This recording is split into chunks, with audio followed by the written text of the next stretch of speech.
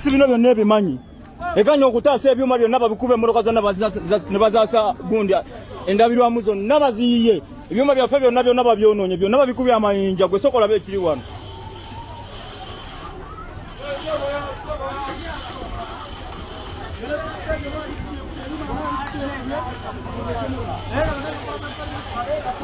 Ebyo na polisi ebimanyiko. Ani polisi bebasasudde sente basasudde abantu bajja bakuba ebyuma byaffe n'emmotoka zaffe bazaaseyase. Ndoosa mulengera emmotoka zaffe tebazikoze muganda wange ndabulamu zonna baziyiye zonna buli kimu ekyaffe bona bayingidde emmotoka zaffe ne batubamu buli kimu amasimu gange mbadde nyina amasimu ge bantereseza abasajja simanyi bagenda kunkola ki gaago emmotoka bagikubye ne bajja unlockinga ne bajjamu amabaaga gonna mu badde amasimu simanyi na kyakola. Kale embera bwetyo bweri mu kitundu ekyeggulu oba mu district y'eggulu Bobi Wine asuubira okuba olukuŋŋaana lwe oluyinza okumaliriza olunaku olwaleero. Now venue erumbiddwa abantu abagambibwa okubeera nti babadde bambadde engoye za NRM ne bakyankalanya buli kimu ne bakuba ebibaddewo emmotoka etambulirako stage omukulu kwayogerera byonna ne bigenda maaso n'okuba nti byonoonebwa. Ebintu bingi oba damages nyingi ezikoleddwa okusinzira ku bye tusobodde okubeera nga tufuna. Ogenda kumpa Vini Katambi akaliko munnamawulire oyo Olivia ng'atuuse ku scene ng'atunnyonnyola what exactly is happening. Video soko jimpereka like bw'oba tonnagikampeera. Nsaba otutereka akatambi akaliko Olivia ng'atunnyonnyola. Obadde okalina kumpi awo? Yes, kanteereyo. Wano ku venue y'eggulu.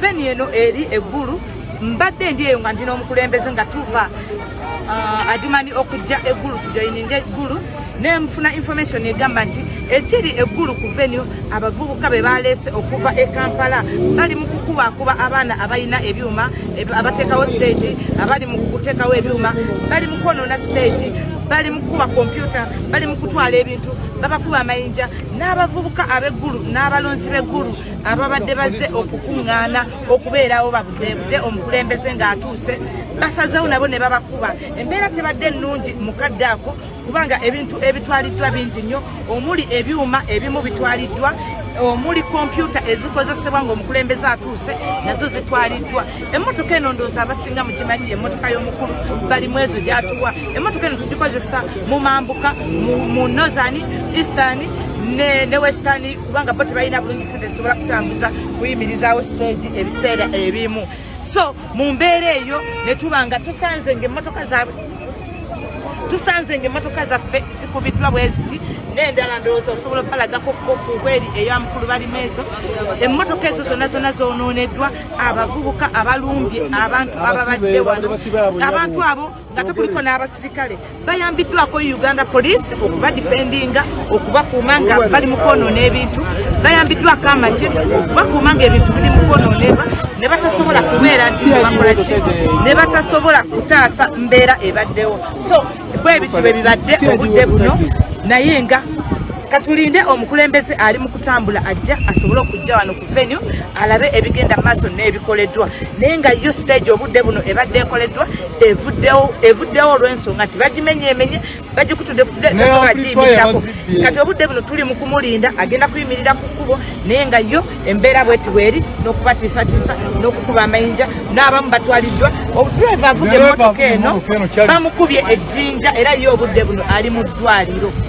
Bamukubye ejjinja ne batakomaako ate ne mu mmotoka mwennyini namwo ne bajja ne bamunonamu. Obudde buno driver ali mu ddwaliro ali mu mbeera etali nnungi. So byebyo ebiri wano ku venue eggulu venue wegenda okubeera bino wembiripotingidde mwebale nnyo mwebalire ddala.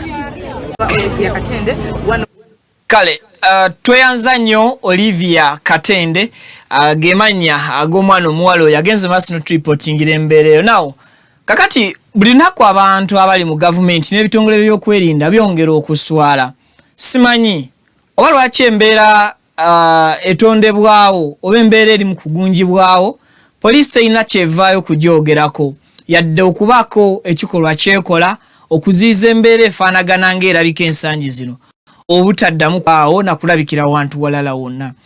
ngenda kutwalako kejimu ku mitendera Bobi Wine mwaita okola campaign ye neba presidential candidates abalala. 1 babeera bayina venue gye bafunye babeera bategezezaako police era police nekkiriza oba neegaana. Yensonga lwaki enfunda nnyingi police esobola okugaana ba presidential candidate okubeera ewantu ne basindika mu kifo ekirala ng'era bagye balina okubeerera safe. Neneyo gye basindise evunaanyizibwa okubakuumirayo era enfunda nnyingi naddala campaign za Mwami Kyagulanyi abantu ababeera bagenda okugenda ku kifo ekyo webukeera obukeezi kulwalina okubeera venue eyo. Police edeployingawo basajja baayo ennaku zino police tekya deployinga bali mu uniform yayo yokka edeployingirako n'abamagye. Now ongamba otya ekifo ekibaddeko amagye ekifo ekibaddeko police that is what if nga bibaddeyo and we are expecting okubeera nti bibaddeyo because tuzenga tukiraba buli venue gy'abeera agenda okubeera already police ekeera mu kifo ekyo already abamagye olusi babeerawo okusobola okulaba nti abawagizi bagenda okujja nga basobola okuba maintaininga oba nga basobola okuba nti babalabirira embeera ya security nebanga editalatibu.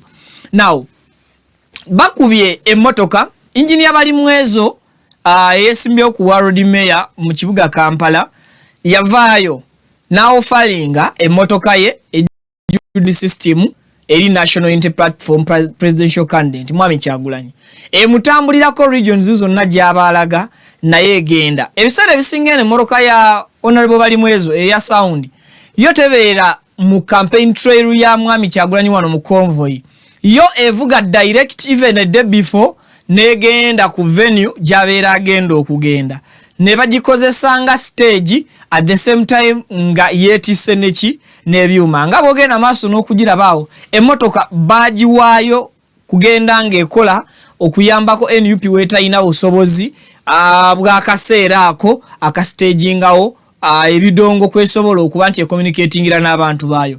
Kakati nga Pavini bononyezaako n'embeera yabaddewo eggulo ng'abantu abambadde engoye eza gavumenti eno eriko bagenda maaso n'okulumbagana abantu abanoonya obululu nga bakibiina kirala. Twalabye olunaku olw'eggulo mu Nwoya nga abantu abambadde engoye za NRM baprotecting bwa police magye na prison security naye nga teri abakuba ku mukono. Afande Mukiibi ffenna gwe tumanyi obulungi eyeefuddemu mu kubeera nti atambulira ku Mwami Kyagulanyi n'okukola buli kimu ekizze kimukolwako.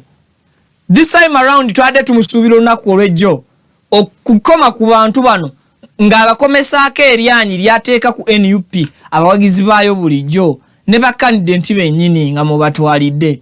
Naye yabadde ng'anyumya obunyumya oba yabadde ng'awooyawooya abantu bano.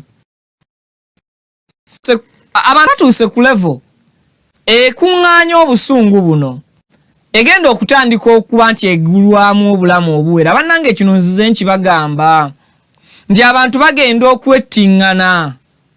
Kati bano bagamba balumbye na mayinja bakubyekubye emmotoka bakubyekubye ebyuma kigambibwa nti ne computers eziri ku bidongo bino oba ezibadde zitambula ku bidongo bino nazo zitwaliddwa. Presidential candidate ali mu kkubo bamuvuga jja yeeyuna budde. Kakati mumaze okukola setback eri omuntu ono police nga weemuli either nga temuliiwo oba nga weemuli n'ebitongole ebirala ebyokwerinda nga mutunula. Presidential candidate agenda okujja nga tewaliwo asobola kwogerera. Kakati ebidongo byonoonese ekimotoka bambi bakyonoonye driver alina okugenda kulaale eddako ey'olunaku katugeze olw'enkya alina okuvuga emmotoka eyo ku kkubo tegenda na kukkirizibwako lwa nsonga eyonooneddwa naye alina ogitwala mu galagi. Expenses ez'okuzzaamu endabirwamu n'obudde ekibiina ekikitambuza n'emmotoka yaayo ey'ebidongo kusobola kusevinga nsawo yaayo bajeti yaabwe ntono. Kakati ab'ebyokwerinda mulese abantu bano abeeyisanga bwe mulowooza bwe mubalaba beeyisa nga temubakwatako. Emmotoka funye nziriza bimpeeko bijja binti biteekeko okwo abantu balabe n'embeera eyabaddewo olunaku olw'eggulo. Olwaliro omukulu Mwami Kyagulanyi bw'abadde ali mu Adjumani teri amukutteko, tewali tear gas, tewabadde sasi, abantu babadde peaceful. Mu bitundu ebyenjawulo tulengera ba goons bino bintu bivuuka bikaula just ebisasulibwa okola bukoze fujo because nsubira era nzikiriza nti ne ku side y'ekibiina kya NRM si buli muvubuka aliyo nti wa fujo, si buli muvubuka ali ku side ya NRM nti mubi ayagala kulwanagana bulwanyi n'abantu ba NRM ba NUP newe sinkananga bano ate balavisa n'okuvumaganya bannaabwe abalala bonna abafaanananga bo. Now you look at that nakyogeddeko olunaku olw'eggulo and I've just realized lwaki ekitongole ky'amakomera kyaleese security yakyo kuba ekitongole ky'amakomera tekivunaanyizibwa mu kukuuma campaign. Waliwo nasigaziza kibuuzo nti waliwo obusobozi bw'okuba nti abamu ku baakutte ebipande ebyo babadde basibe nga ensonga lwaki wabaddewo ekitongole ky'amakomera ekiringa ekikuumye abasibe baakyo nti tebabulira mu balala oba tebatoloka. Nga saagadde kutunuulira characters z'abantu bano ababadde bagenda mu maaso n'okulumbagana NUP nti oba enviiri tekuli cause abamu ku bo batunuulidde ng'emitwe giri shaved ng'olabira ddala balinga abasibe, abamu ku bo babadde bambadde gumboots abalala kugamba saagala kutunuulira obulowooza nti maybe baleese basibe ne babaleeterako n'abantu ba bulijjo abalala ne babeetabikamu ne balyoka bagattako ebitongole ebikuuma amakomera obuzibu bwabaddewa. Kati eggulu gyalaga tannaba kutuukayo omusajja wattu nakati akyali mu lugendo abadde ava Jumani olugendo oluli awo abamanye ekkubo eryo mulumanyi awo wonna wonna omusajja agenda okutuuka nga zizino essaawa zigenda kuwera 11 atuuke nga zikoonye 11 n'ekitundu nga badde alina kwogerera ddakiika 3 ate atuuke nga ne preparations ez'ebyuma zitaataaganyiziddwa. Police tubayita tukimanyi nti mu kaseera kano tetubayita kuyamba naye tubayita mukole ekituufu ani tetugamba kyemukola kikyamu 100%. Mkimanyi ne police erina omulimu gwayo gwekola 100 ku 100 nga mutuufu naye tukkirize tugaane era police waliwo ebintu byayo byekola nga bifu 100% bwe tuba tubesinze ku mateeka n'amaanyi n'obuyinza amaanyi n'obuyinza ebibaweebwa amateeka nga babiminsiyuzinga nabo olwa uniform gye babeera bambadde. Abantu bazze n'amayinja gaabwe bali mu kkuba abantu kakati n'abantu nabo omukwalwanako kubanga ne bano be balumba si nsolo nabo bagenda kukwata ebintu ebiri awo okumpi nabo bakubagane n'ebali. It's alleged akusinziira ku munnamawulire agamba nti kigambibwa nti abakuubye abantu bano baali babavudde Kampala ne bajja okutaataaganya enteekateeka za Mwami Kyagulanyi mu bitundu bino ebye.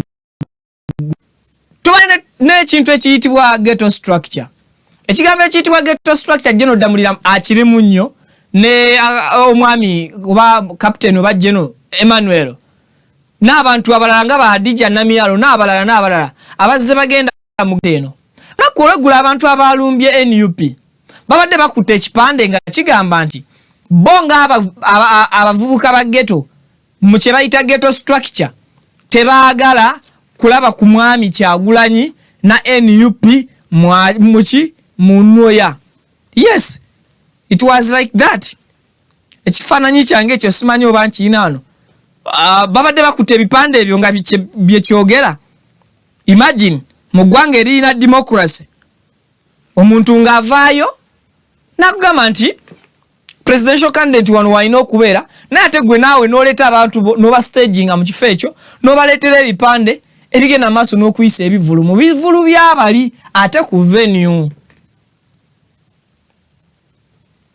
bakuumibwa bukuumibwa tebagambwako bamanyise bono kaayuukira abapoliisi nga balinga ababajjukiza nti mwerabidde nti mulina kutukuuma mwe tefete mulina tukwatako.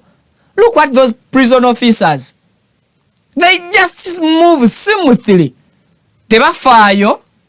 Bw'otunuulira military UPDF ekulaga is just escorting etunuulidde butunuulizi mbeera. Bw'otunuulira police PFF ndaba nayo genda bugenzi maso na kutunulira butunulizi bantu bano. He's just escorting them peacefully. But tunulira bana abambadde ebyambalo bya black. No one is complaining. No one is blaming these yellow goons. Everyone is okay.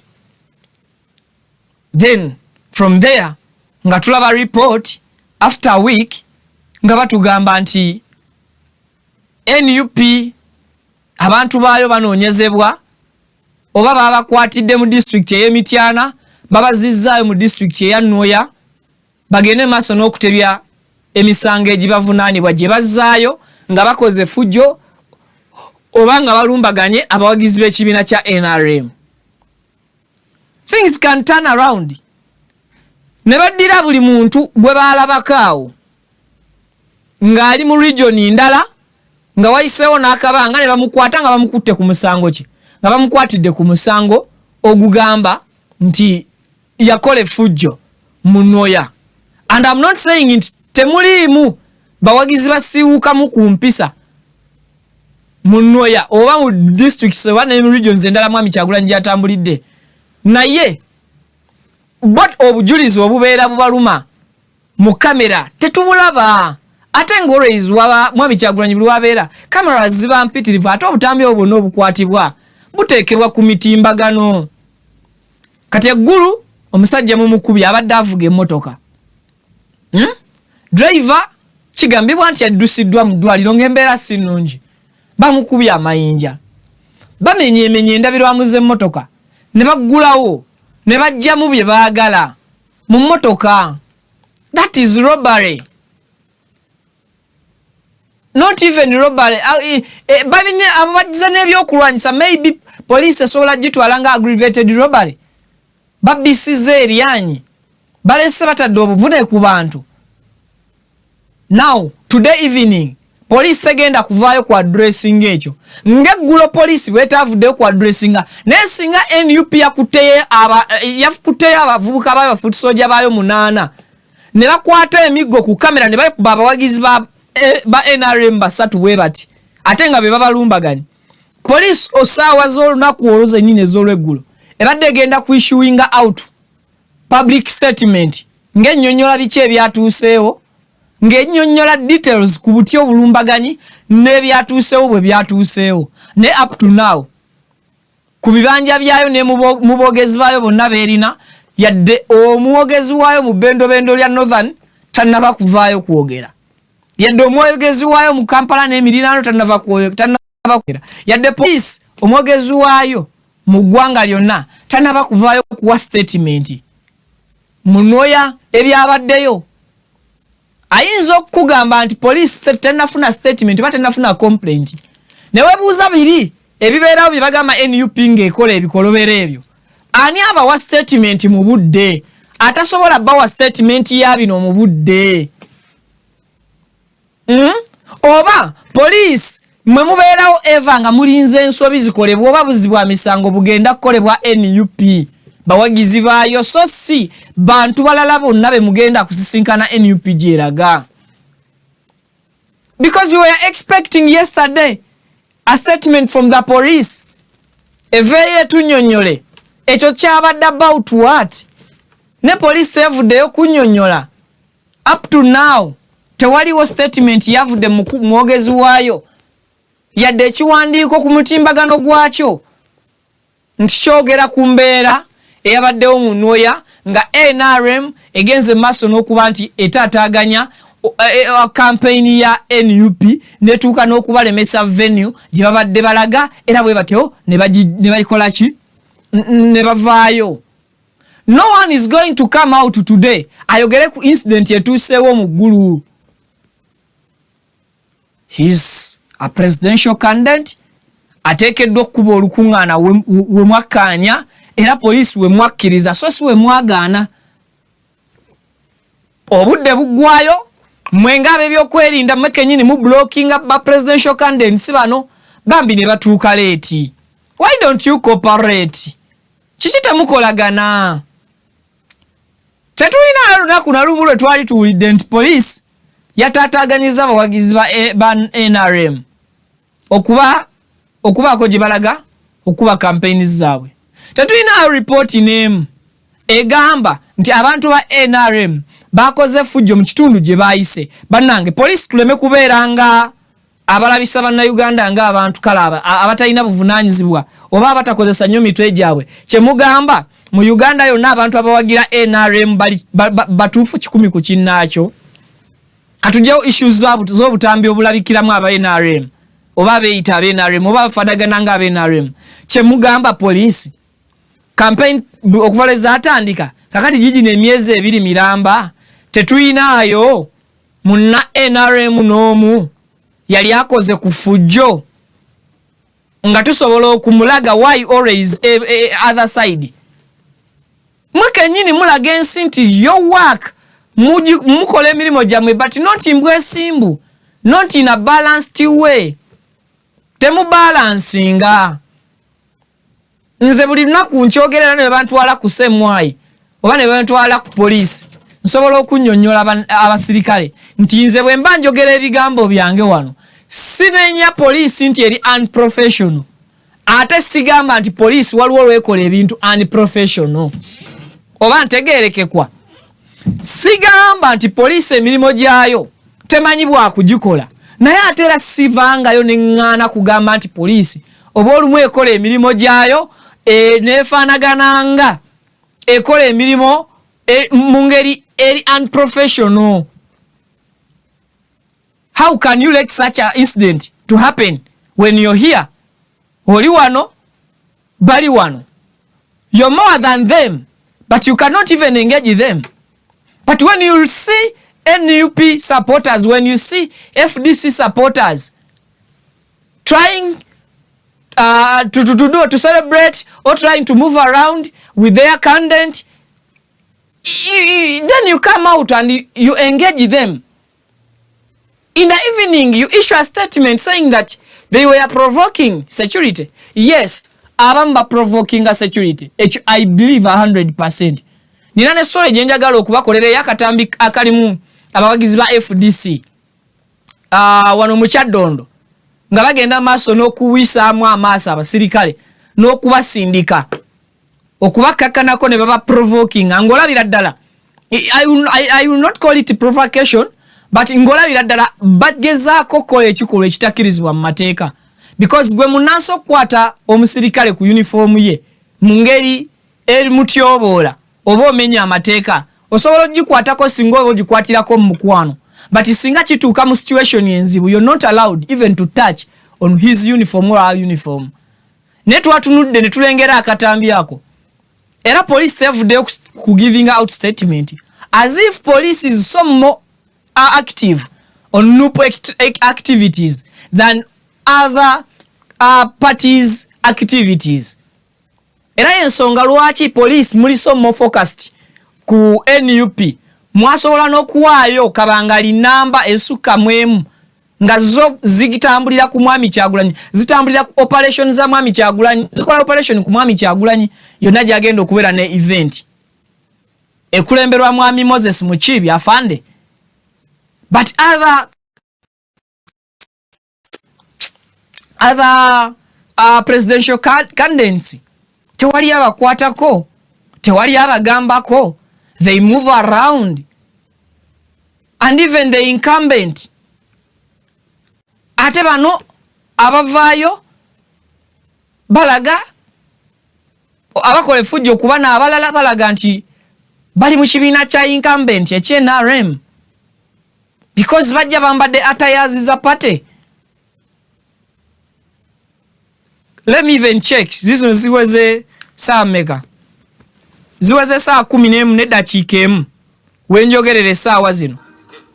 Mu ssaawa emu n'eddakiika emu abavuze okugenda eggulu baakajja batuuke.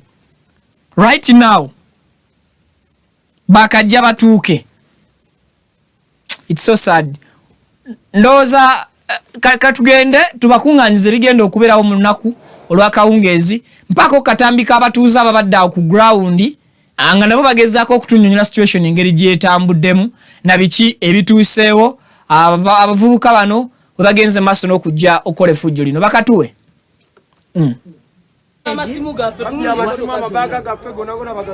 Wano eggulu yeno stage ebadde ekoleddwa baganda bange ne stage emenyekeddwa. Stage yonna yonna abasirikale batuuse wano byonna ne babimenyaamenya. Kompyuta bazikubye. Emmotoka eno yekola ku byuma ebikola ku stage nga tutuuse ku stage. Kati nze obudde buno mbadde nakatuuka kubanga nze Allahu Akbar.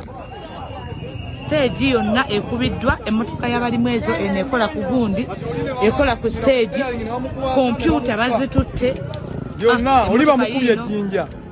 Emmotoka yino avuga kanta, dereva avuga kanta bamukubye ejjinja. Bannange Bamukute mu ddwaliro. Banne president nze nsobodde kujja mangu ku stage eno naye emmotoka yino, emmotoka zonna ez'ebyuma zizino zonna bazikubye bazimenye.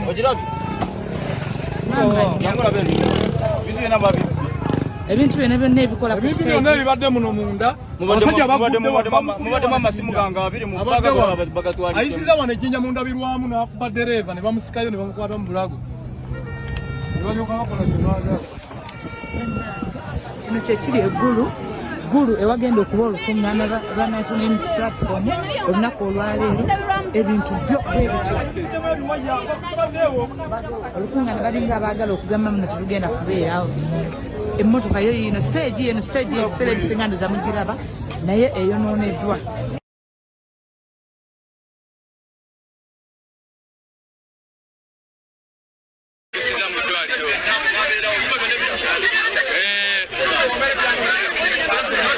Omwana bamukube ne bamuddusa mu ddwaliro.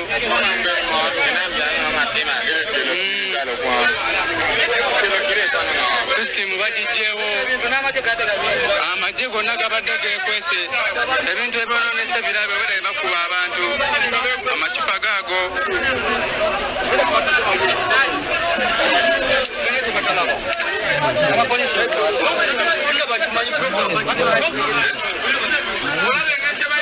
Motoka bagikubye nga woolaba.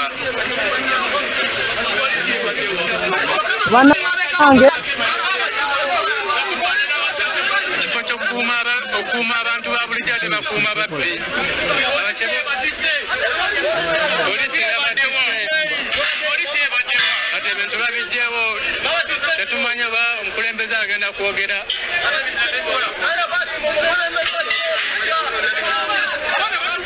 Tetumanya ba omukulembeze era anaayogera. Kuba sisitimu bali mu kugijjawo. Saawo ndiyo n'abaana bagikubyemu amayinja.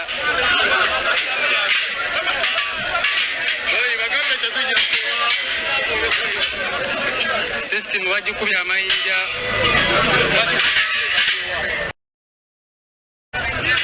Tubawunye poliisi ebaddewa.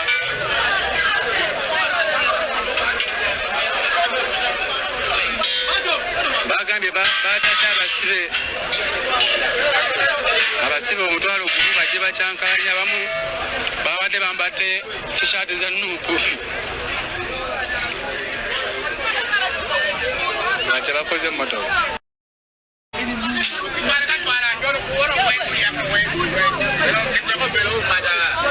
Omukulembeze tasaana kwogera.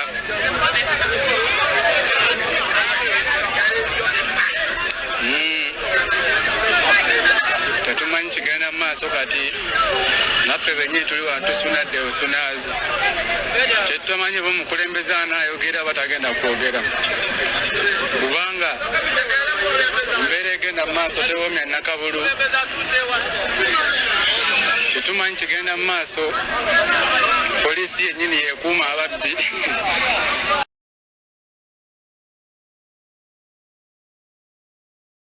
Tuli eno eggulu president walina okubeera abaana bajja ne batandika okusuulasula amayinja throwing stones and they broke the car that was here in president's stage. Walina okuyimirira ng'ayogera n'abantu. Ebyuma byonna ne bagikuba kuba amayinja. Ebyuma byonna ne bagikuba kuba amayinja ne bagisanyaawo. Kati these people are parking the machines. We are waiting for president.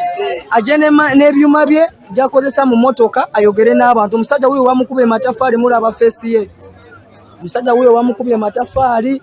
Motoka hiyo wagikubye kubya amayinja muziraba. Glasses hiyo wansi muyinza ogamba muno we are just talking classes zino driver olaba motoka yo bagikubye kubya mayinja abana bavudde eri mabega ne bakuba motoka mayinja weziba nti mumanyi motoka eno obulungi weziba nti mumanyi motoka eno etera okuyimirira whenever president is going to talk, so that is it. They've broken everything. Naye the police has come and the police have come. Yeah. Assalamu alaikum wa rahmatullahi wa barakatuh. Amanya Alhaji Idi Binywera Alkadiri omusomi weddwa ez'obuwanguzi duwe eziyambibwa kongo ofukamidde ku kyoto ekyo kyolabaawo ekiyitibwa kanoonya ekikunoonyeza obuwanguzi ekikunoonyeza amaanyi ekikunoonyeza okufuna ekikunoonyeza emirembe mu dunia n'oba nga oli bweru wa ggwanga nga passport zo zakyankalana buli kimu kyonna ne visa ekyoto ekyo kye neeyambisa ne nteekako ne empeke z'ebinyeebwa ezo ne nzisimba ku lusuku ekinyeebwa kibwe kimala okumera n'ekijanjaalo ekyo allahumma gafiri wallahi yazukuna salatu wassalamu oba maze otuuka ku buwanguzi amanya gego Alhaji Idi Binywera omusomi weddwa ey'obuwanguzi ey'ekibala okuli n'ekyoto ekyo kiyitibwa kanoonya eky'obuwanguzi ekikunoonyeza emaali ey'emikisa era ey'emirembe. Ennamba yange eri 0703 54 69 31 ne ku WhatsApp kweri 0703 54 69 31. Assalamu alaikum wa rahmatullahi wa barakatuh.